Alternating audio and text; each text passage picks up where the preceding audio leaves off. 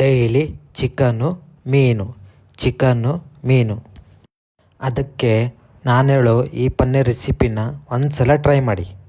ಹಾಗೆ ನಾನು ಯಾರಲ್ಲಿ ಫಾಲೋ ಮಾಡಿಲ್ಲ ಪಟ ಫಾಲೋ ಮಾಡ್ಕೊಳ್ಳಿ. ರೆಸಿಪಿ ಮಾತ್ರ ಸಿಂಪಲ್ ಇದೆ.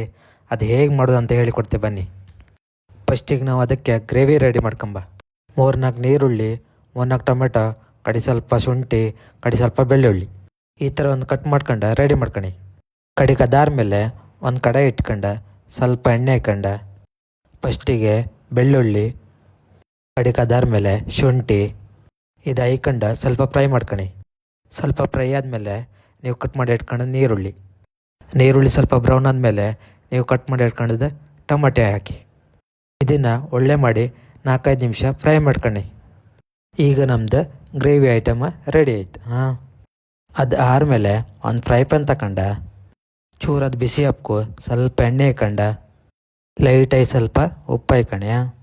ಅದಾದ್ಮೇಲೆ ಸ್ವಲ್ಪ ಖಾರದ ಪುಡಿ ಹಾಕಣಿ.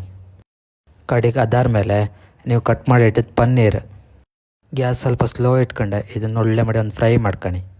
ಈ ಥರ ಅದನ್ನು 2 ನಿಮಿಷ ಫ್ರೈ ಮಾಡ್ಕೊಂಬ. ಕಡಿಗೆ ಇದನ್ನು ಸ್ವಲ್ಪ ಸೈಡಿಗೆ ಬಚ್ಕೊಂಬ.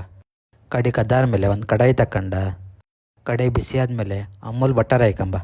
ನಿಮ್ಮ ಹತ್ರ ಆದರೆ ಅಮೂಲ್ ಬಟರೇ ಹಾಕಣಿ.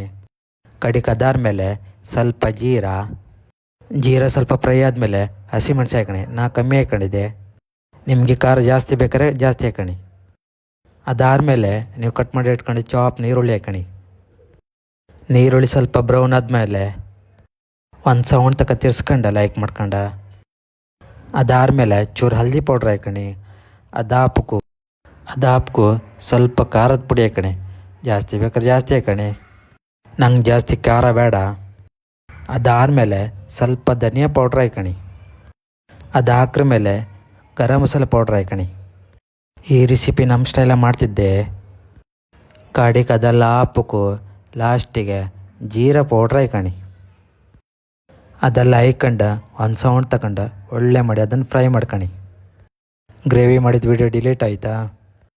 ಈಗ ನೀವು ಮಾಡಿಟ್ಟಿದ್ದ ಗ್ರೇವಿನ ಇದಕ್ಕೆ ಹಾಕಣಿ.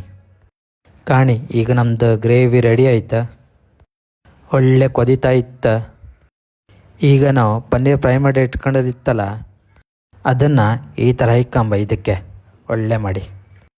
ಈಗ ಅದಾದ್ಮೇಲೆ ನಾವು ಉಪ್ಪು ಹಾಕ್ಕೊಂಬ, ಎಷ್ಟು ಬೇಕಂದ ಅಷ್ಟು ಉಪ್ಪು ಹಾಕಣೆ. ಈಗ ನಮ್ಮದು ಪನ್ನೀರ್ ಬಟರ್ ಮಸಾಲ ರೆಡಿ ಆಯ್ತು. ಲಾಸ್ಟಿಗೆ ಸ್ವಲ್ಪ ಧನಿಯಾ ಕಟ್ ಮಾಡಿ ಇಟ್ಕೊಳ್ಳೋದು ಹಾಕಣಿ ಈ ಥರ. ಸರಿ ಮರ್ರೆ, ನಮ್ಮ ರೆಸಿಪಿ ಇಷ್ಟ ಆದರೆ ವಿಡಿಯೋನ ಪಟ ಶೇರ್ ಮಾಡಿ ಅಕ್ಕ. ಬಾಯ್.